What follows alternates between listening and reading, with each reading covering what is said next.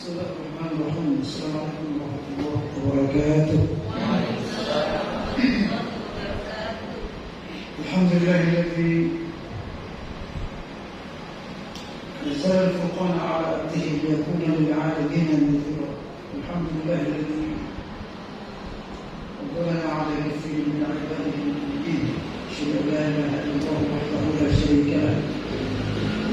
Al-mab'uts rahmatan lil-'alamin. اللهم صل وسلم وبارك وكرم على هذا النبي الكريم نبينا وشفيعنا وحبيبنا وقرة أعيننا وقدوتنا محمد صلى الله عليه وعلى آله وصحبه أجمعين. أما بعد. Yang saya hormati Ketua LTQ, Pimpinan LTQ Birul para pengurus semuanya, Bapak Ibu, para peserta LTQ Birul Rahmatullah SWT. Apa kabar semuanya? Ibu sehat? Udah sarapan belum? Saya tanya, udah sarapan belum? Karena kelihatan belum semangat. Bapak udah sarapan? Alhamdulillah. Alhamdulillah, kita bersyukur kepada Allah Subhanahu wa taala. Kita dijadikan hamba-Nya yang cinta Quran. Saya yakin kalau Bapak Ibu tidak cinta Quran, tidak berada di sini. Tidak mungkin berada di sini. Ini adalah salah satu nikmat Allah Subhanahu wa taala. Kalau bahasa Al-Quran itu orang yang ditakdirkan berada dalam kebaikan, berada ditakdirkan oleh Allah, ya. Ditakdirkan masuk surga, ditakdirkan menjadi hamilul Quran, orang yang pembawa Al-Quran, penghafal Al-Quran, dia mendapat syafaat Quran itu. Kalau ditakdirkan, tanda-tandanya itu diantaranya ciri-cirinya selalu bersemangat kalau ada acara Quran,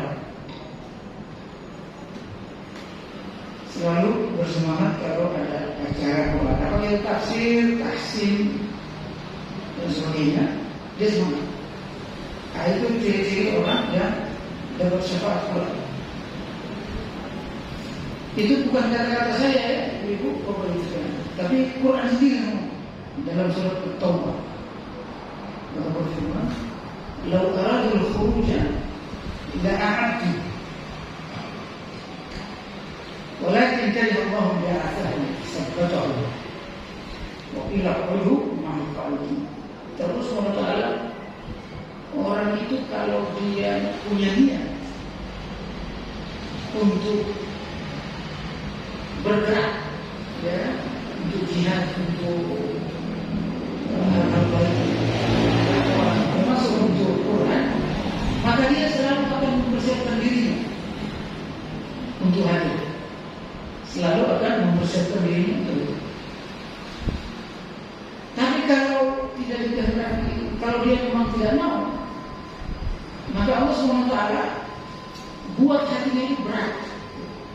Terus ketika dia tidak bersama Quran itu, setiap agenda Quran, acara Quran, dia berat aja bawaannya. Karih Allah bi'athahum. Kenapa dia berat? Karena Allah tidak suka kesertaannya bersama Quran, bersama jihad, bersama dakwah. Allah tidak suka. Maka kemudian kata Allah, tetapkan hatinya seperti itu. Terus malas ini tidak berkata. Wakila qulu ma'al qa'idin. Al-Quran kata Allah, duduklah kalian bersama orang-orang yang duduk. Maksudnya tidak usah pernah aktif. Jadi ngeri, ya, Bapak Ibu sekalian. Kalau kita punya semangat, segerakan semangat. Jangan tiba-tiba, jangan dimalas-malas. Kita sebenarnya tidak malas. Kita sudah punya semangat sebenarnya. Cuma ada perasaan malas-malas itu. Ya. Jadi kalau sudah ada semangat itu, ikutin semangat. Berarti Allah mentakdirkan kita.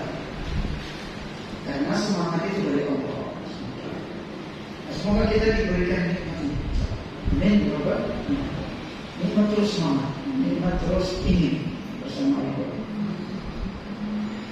Salawat beserta salam terus kita juga sampaikan kepada Rasulullah Muhammad SAW, sahabat dan keluarganya.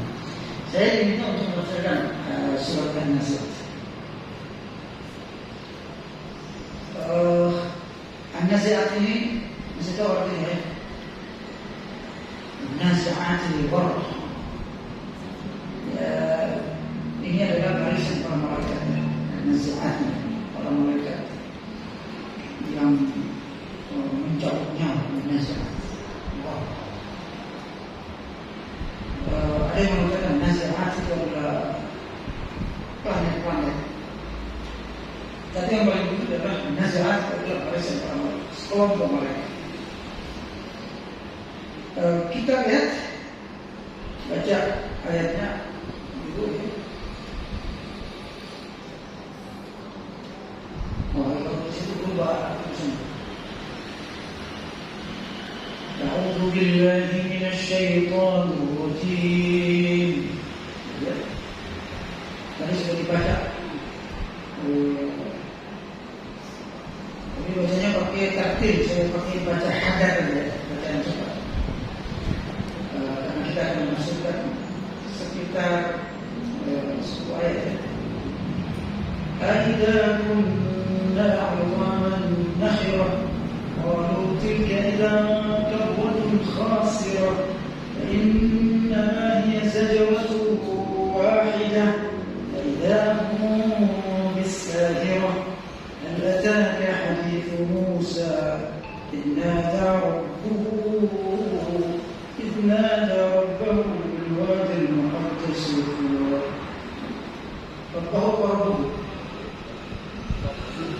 نادى ربه بالوادي المقدس طوى اذهب إلى فرعون إنه طغى فقل هل لك إلى أن تزكى وأهديك إلى ربك فتخشى فرآه الآية الكبرى.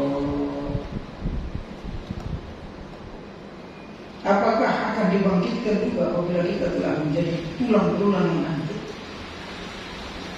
Ya, ini orang kafir berkata, kalau tilka idzan karratun khasirah. Kalau seperti itu adanya, maka itu adalah suatu pengembalian yang sangat merugikan. Fa inna ma hiya zajratun wahidah.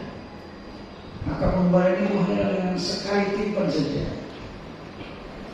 Lalu kemudian kata Allah, "Innama hum bis-sahirah." Maka ketika itu mereka hidup kembali di dunia yang baru, sahir. Berarti hadis Musa. Sudah sampai kepada Muhammad kisah tentang Musa.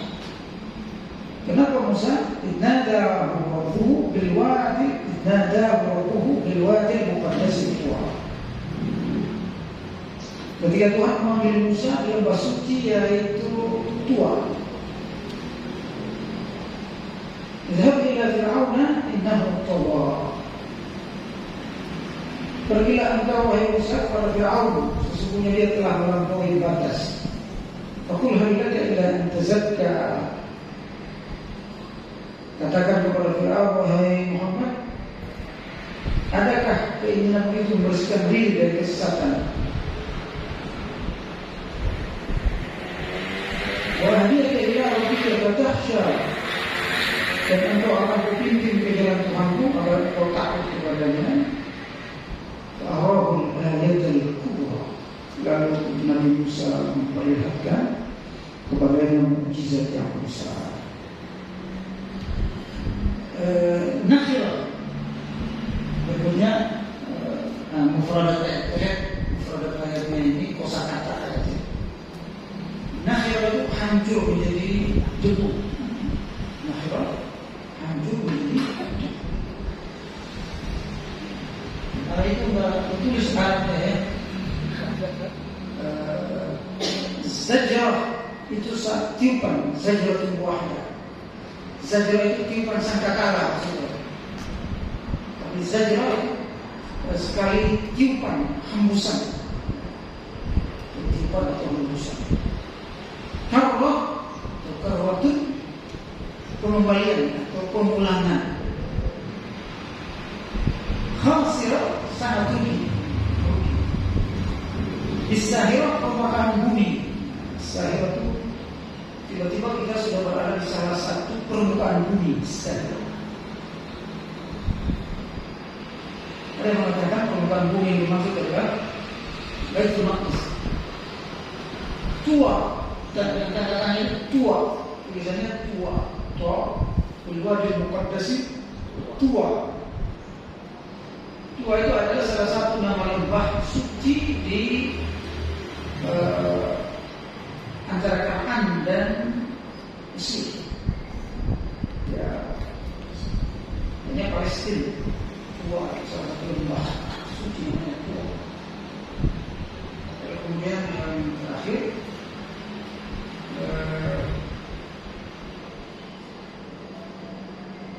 apa namanya? Melampaui batas. Togo melampaui batas. Kata togo, kalau togut orang yang melampaui batas. Togut perbuatannya dia melampaui batas. Kalau togut orang yang melampaui batas. Kita lihat tafsir ayat. Ayat 11 ini atau berfirman, "Idza kunna idhaman nakhirah." Secara kita lihat ayat ini, "Idza kunna," apabila kami. Itu pertanyaan, apakah? Idza apabila. Kunna kami telah lalu sudah mati. Kunna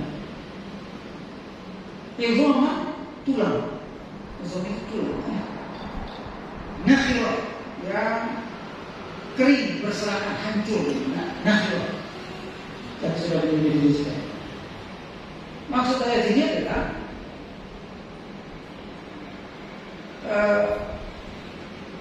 ini cara berpikirnya orang kafir, cara berpikirnya orang ateis, ya, musyrik yang tidak percaya hari kebangkitan. Mereka bertanya kepada Nabi Muhammad ketika ayat ini, ketika Nabi Muhammad berdakwah kepada mereka bahwa kalian nanti akan dikembalikan di hari kiamat. Hidup ini hanya sementara. Ketika kalian mati akan dikumpulkan lagi, mempertanggungjawabkan perbuatan kalian. Dan mereka bertanya lagi kepada Muhammad, yang benar aja wahai Muhammad. Ini asbabun nuzulnya, ya, ketika Nabi berdakwah tentang hari akhirat kepada para kafir. Mereka balik bertanya, yang benar aja wahai Muhammad, kalau kami udah mati, nenek moyang kami udah hancur tulang-tulang jadi tanah, jadi debu. Ya. Jangankan dagingnya, tulang-tulangnya aja udah jadi tanah, udah jadi debu ya halus kok. Apakah kami akan dibangkitkan kembali? Yang benar aja bisa jadi hidup kembali. Orang itu udah habis, nggak tersisa, bekasnya aja udah hampir hilang di dunia ini. Masa bisa bangkit kembali? Yang benar aja. Ini pertanyaan yang luar biasa, karena mereka melihat kehidupan ini secara materi saja. Ya. Kalau kita ditanya kayak gini, susah juga jawabnya. Makanya turun ayat setelahnya, ayat 12. Allah langsung yang menjawab.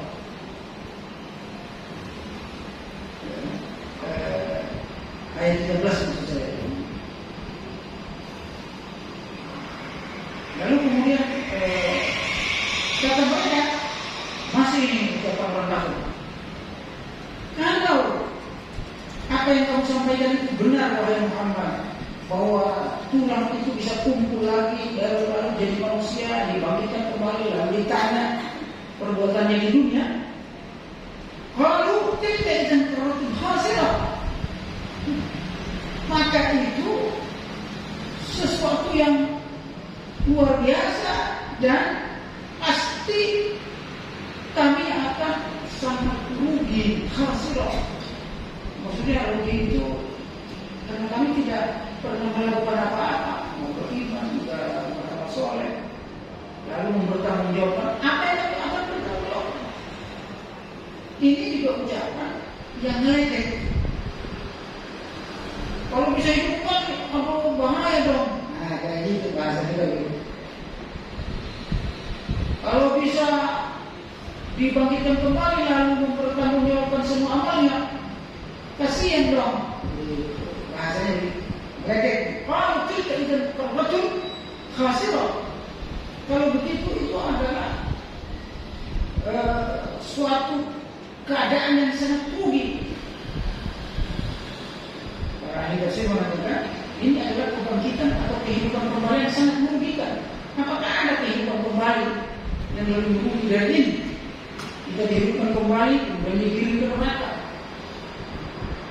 Muhammad bin Ka'ab mengatakan bahwa sungguh Quraisy sangat mendengar ayat ini, ketika mendengar ayat ini berkata, bila benar, salah satunya itu Muhammad bin Ka'ab yang ngomong dari ini, salah satu wakil dari orang kafir. Bila Allah benar menghidupkan kita kembali setelah mati, maka pasti kita akan sangat merugi. Ya. Jadi ayat ini turun kepada siapa namanya ini? Muhammad bin Ka'ab. Sangat. Nah, gimana jawabannya? Mungkin dong kalau kita masih dibangkitkan kembali. Ya, kemarin ada video yang viral, mandi di neraka, ya, lagi main HP di neraka. Ada kan videonya ya? Yang nonton TikTok pasti ya. Lagi ngopi di neraka. Ngedek. Oh ternyata nggak panas-panas banget neraka. Wah enak di neraka. Ya, itu kafir ya. Orang yang tidak percaya neraka, main-main dengan neraka itu kafir. Hukumnya kafir. Dia harus syahadat kembali. Kenapa? Karena dia mengingkari salah satu rukun iman, yaitu iman kepada hari akhir. Ya. Sama dengan orang kafir, tidak dan berbuat khasir. Sangat rugi dong, sangat ini menderita dong. Makanya langsung Allah jawab, tilka fa inna ma hiya sajdatun wahidah. Katakan wahai Muhammad, Allah menggambarkan bahwa kebangkitan kembali itu hanyalah satu kali tiupan dulu. Tidak sulit bagi Allah, hanya sekali tiup saja kalian hidup kembali. Mujahid dan Ibnu Zaid berkata hanya sekali tiupan sangkakala. Mujahid ini, Ibnu Zaid ini tabi'in ya, dan menafsirkan ayat ini. Bukan orang sembarangan ini, Mujahid dan Ibnu Zaid ini tabi'in, muridnya Ibnu Mas'ud dan muridnya Ibnu Abbas. Jadi sajdatun wahidah itu satu kali tiup saja. Kata Allah, ini jawaban Allah yang mereka tidak percaya bahwa manusia yang sudah tulang belulang yang hancur tadi jadi debu tadi, bahkan kalau dihidup itu dibakar itu jadi debu, angin debunya. Kata Allah Subhanahu wa taala itu bisa kumpul kembali utuh seperti semula, bahkan mudah kembali. Itu tidak pakai waktu lama, hanya sekali tiupan saja. Sajdatun wahidah. Dari berusaha di ayat yang lain, nafkhatul wahidah, nafkhah. Jika nufikha fis suri, nafkhatul wahidah. Di ayat yang lain, nafkhah. Tiupan Karena tiupan sangkakala itu ada 2 kali. Ini akidah ya, ibu sekalian. Perhatikan, tiup sangkakala itu 2 kali. Pertama, tiupan sangkakala yang pertama mematikan seluruh makhluk. Apa? Mematikan seluruh, memusnahkan seluruh. Jadi sangkakala pertama itu semua makhluk di planet ini habis seperti itu. Bahkan planet-planet yang kita lihat bulan matahari habis hancur satu kali itu. Kenapa tiupan pertama? Nabi SAW bersabda dalam sebuah hadis, jarak antara tiupan pertama dan tiupan kedua sekitar 40. Jadi itu apakah 40.000 tahun, 4 tahun atau 40 hari. Baru nanti kemudian tiupan kedua yang ini, saya kira sebuah itu. Sekali tiup yang kedua itu hidup kembali semua. Pakai nenek moyang kita yang 1000 tahun yang lalu meninggal, Bapak Ibu, hidup kembali. Sebenarnya hidup kembali. Itu tidak pakai proses lama, ya. Sekali itu hidup kembali. Kita kemudian bangkit dari kuburnya, kayak batu yang keluar dari lubang. Bangkit semua. Itu menjadi sebuah. Lalu kemudian kata Allah, "Fa'idhanahum bis-sahir." Tiba-tiba, Israel tiba-tiba. Kata Iza, tiba-tiba. Bahasa dia tiba-tiba, ternyata. Tiba-tiba. Mereka, siapa itu manusia? Bumi manusia. Bis-sahir. Berada di dalam satu daerah as-sahir. Para ahli tafsir mengatakan as-sahir ini dibangkitkan dari burungnya, tiba-tiba manusia melihat bumi yang lain. As-sahir itu bumi yang lain. Bumi atau bumi yang kosong. Ini menurut Mujahid, ya. Mujahid ini juga tadi ini muridnya Ibn Abbas. Dia berkata itu dibangkitkan dari kubur mereka, tiba-tiba manusia melihat bumi yang lain. Jadi memang kita nanti bangkit dari kubur kita itu tiba-tiba di bumi yang lain, bukan di dunia ini lagi. Kan seperti ada pohon di lokasi, enggak. Di daerah lain. Itu namanya itu bis-sahir. Bumi yang kosong, rata. Ya. Jadi bumi yang kosong rata itu di ayat yang lain dijelaskan tidak ada tumbuhan, tidak ada pohon, sehingga kita mungkin dari orang Karawang melihat dari sini. Saking ratanya, nggak ada bangunan, nggak ada gunung, nggak. Jadi kayak padang pasir begitu, rata bumi. Manusia itu kita bisa ya. As-Sa'di berkata, ini juga tadi bumi yang putih dan rata. Bumi putih berarti pasir putih, rata. Tidak ada bangunan apa. Abu Atiyah berkata dia adalah bumi Baitul Maqdis. Abu Atiyah ini seorang salaf penafsir ayat menyatakan as-sahir itu Baitul Maqdis berdasarkan hadis. Nanti kata Rasulullah SAW, fiha tub'ats. Nanti kalian di Baitul Maqdis itu akan turun Nabi Isa, turun Imam Mahdi, dan kalian di sana juga dibangkitkan di sana. Ada sebuah hadis Maqdis. Makanya Baitul Maqdis sekarang, ini kan kita mau menjelang kiamat ini, Bapak Ibu. Makanya lagi diperbutkan Baitul Maqdis. Apa itu Baitul Maqdis? Palestina.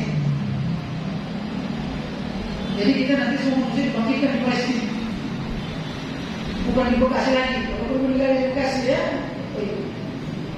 nanti dibangkitkan di Palestina, Baitul Maqdis. Itu hadis. Di sana turun Nabi Isa, di sana turun di sana kalian dibangkitkan. Jadi bangkitkan.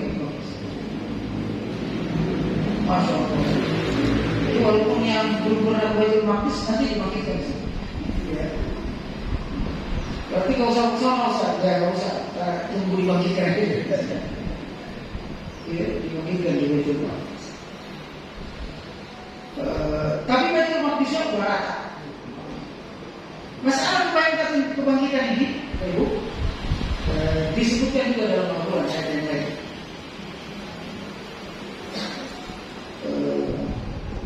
Kata Allah SWT, "Yauma yubaddalul ardu ghairal ardi was samawat."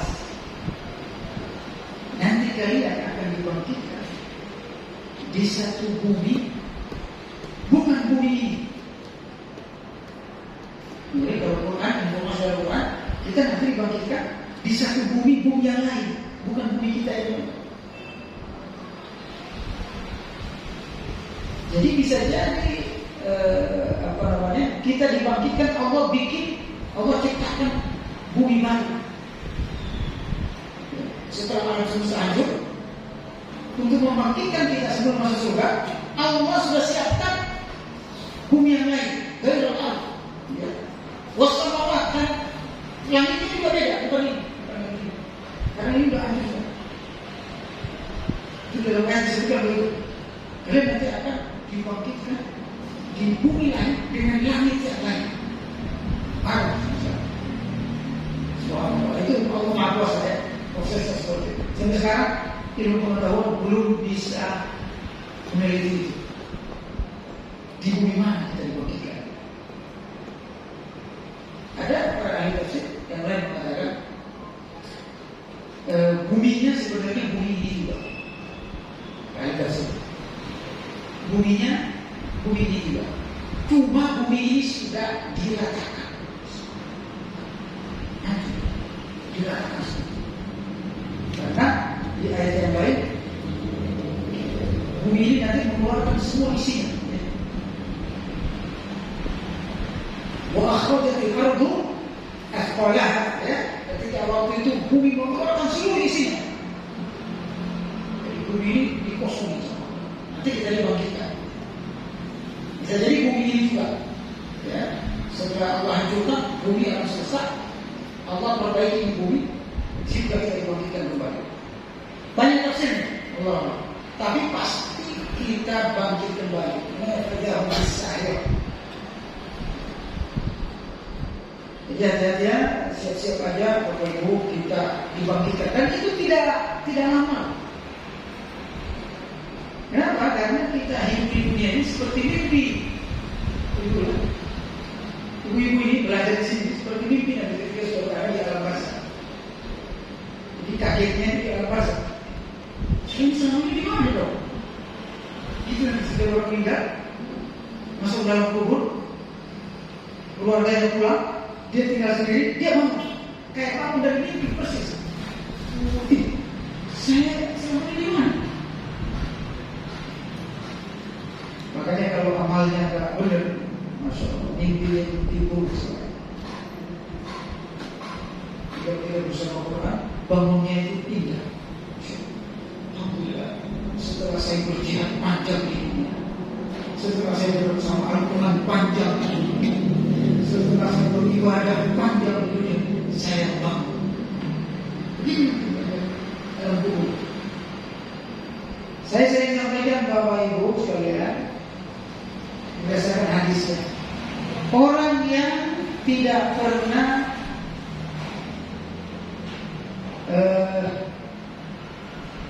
menyiapkan diri dan membayangkan surga, dia bisa masuk surga. Nah, Bapak Ibu sudah pernah bayangkan masuk surga belum? Belum? Harus dia sudah pernah merencanakan masuk surga? Sering ya? Bapak-bapak, tiap hari ya. Harus ada rencana masuk surga. Harus ada keinginan masuk surga.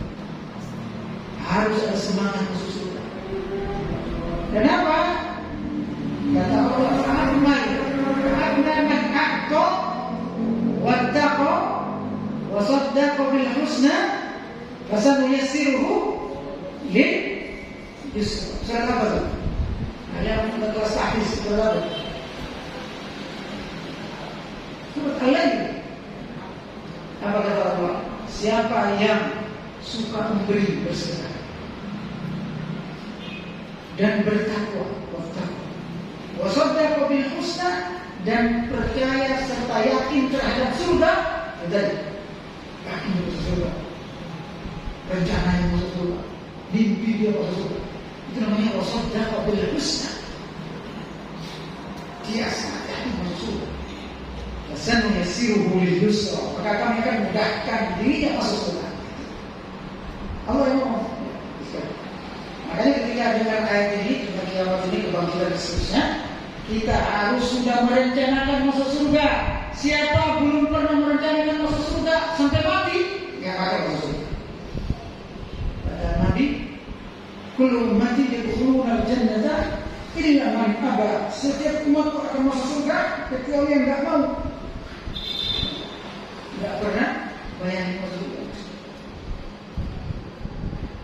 Harus ada mau masuk surga, keinginan, semangat dan rencana. Yang berikutnya, Bapak Ibu, kita masuk tema selanjutnya sebenarnya.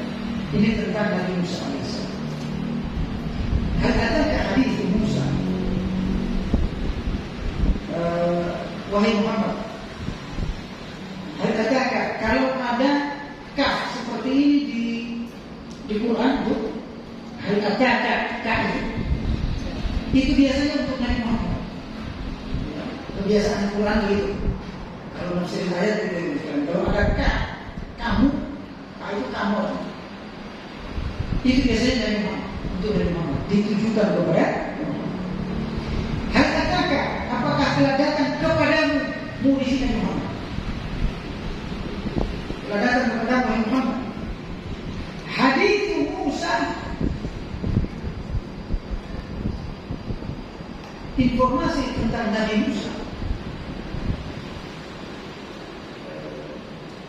Berarti ini ayat pertama kali menceritakan tentang Nabi Musa kepada Nabi Muhammad.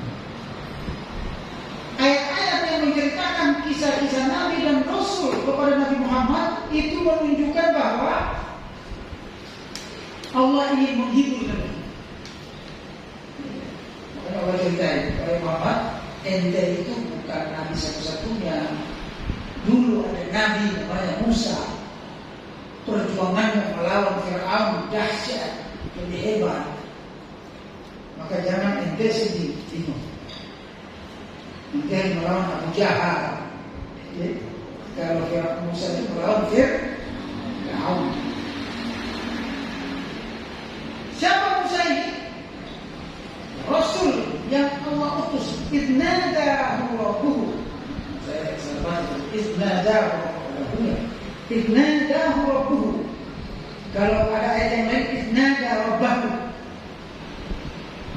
Idnada, ada ayat yang lain surat apa itu? Surat Maryam. Idnada rabbahu nidaan khafiyya. Kalau ini ada idnadahu, makanya rabbuhu, rabbahu. Idnadahu rabbuhu bil wadi al-muqaddas al-Tuwa.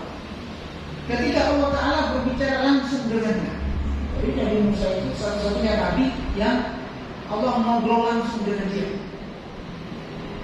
Ya, Nabi yang Allah ngobrol langsung dengan beliau. Hanya satu Nabi, siapa? Nabi Musa. Makanya Nabi Musa disebut Kalimullah. Kalimullah, orang yang ngobrol langsung dengan Allah. Ayat yang lain, wa kallama Musa, wa kallama Allah Musa taklima, wa kallama Allah Musa taklima. Allah berkata, berfirman langsung kepada Musa dengan firman. Nah, begitu juga di ayat ini, idnadahu rabbuhu bil wadi. Ketika Allah Subhanahu wa taala memanggil Musa. Jadi Allah langsung manggil, enggak pakai Jibril, Pak. Di mana Allah memanggil Nabi Musa? Di Wadil Muqaddas, di lembah yang suci. Al-Wadi itu lembah, Al-Muqaddas suci. Namanya Tua, ya? Namanya Tua. Para ulama mendefinisikan apa itu Muqaddas Tua itu. Mujahid dan Qatada berkata lembah tua, daerahnya itu antara negeri Kan'an ke Palestina dan Mesir, Palestina dan Mesir, dekat Laut Merah. Di ayat yang lain, fil buq'atil mubarakati, di sebuah daerah yang berkah. Ada pohon di sana, ada pohon besar satu tumbuh di situ. Lalu ada lembah. Nah, di situ Allah memanggil Nabi Musa. Terjadi perbedaan pendapat pada situasi itu. Apakah dia di lembah yang di Jabal Musa atau di Palestina? Nah, kalau yang di Jabal Musa yang di Mesir, Tursina, itu saya pernah di situ. Kalau mufasir harus mengunjungi daerah-daerah para nabi ini, sehingga ketika yang menjelaskan Quran jelas. Nah, ternyata di tahun 2006 saya naik ke atas itu Jabal Musa namanya. Lalu atas gunungnya itu gunung batu ya, pagi sampai jam 10 tinggi. Di atas gunung itu turun, ada lembah di dalam. Lembah itu ada tempatnya Siti Maryam nyusuin Nabi Isa. Di situ dibangun gereja namanya sekarang, namanya gereja Sempat itu. Lalu kemudian naik, nah di situ tempat Nabi Musa menerima wahyu. Ada bukit sedikit naik, di situ ada gereja, ada masjid kecil di tempat itu, Jabal Musa. Itu banyak Mesir. Apakah di situ Nabi Musa Al-Wadil Muqaddas itu? Ternyata bukan di situ, ya, tetapi di dekat Palestina, bukan di situ. Di Wadil Muqaddas itu. Adapun Bukit Tursina itu beliau ketika bertahanus kepada Allah 40 hari. Nah, itu yang di Jabal Musa. Jadi tempat-tempat itu ada ya, bukan domik, ada tempatnya. Nah, begitu juga Nabi Musa AS dipanggil oleh Allah, ada di Wadil Muqaddas Tua, namanya Tua.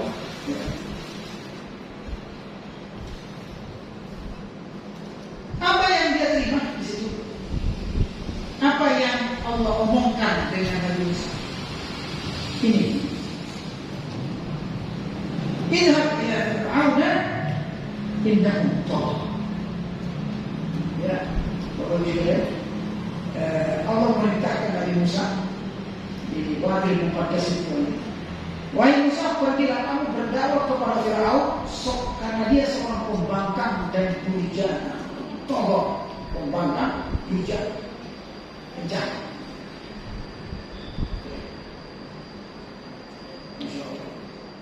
Bayangkan ibu-ibu, ini Nabi Musa baru pulang dari merantau di Kan'an, negeri Nabi Syuaib, ya. Baru nikah dengan istrinya Nabi Syuaib, pulang ke kampungnya Mesir, pulang ke kampungnya Mesir, daerah Firaun.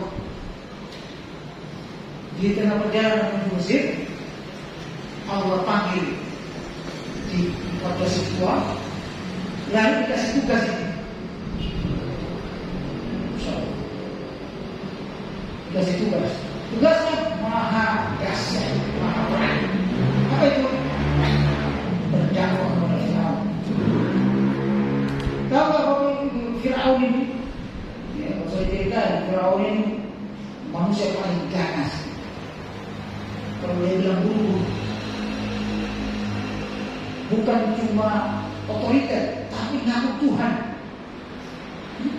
Ana rabbukumul a'la, aku Tuhan yang paling tinggi. Maka dalam ayat disebutkan Firaun itu tidak boleh ada pendapat lain di dunia ini yang berbeda dengan pendapat Allah.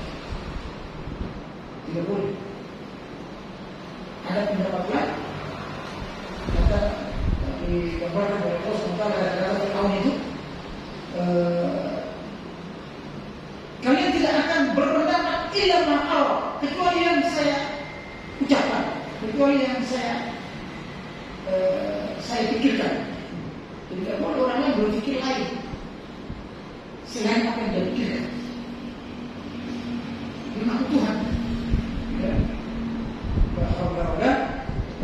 Makanya disebut oleh Allah Togo, pembangkang jannah.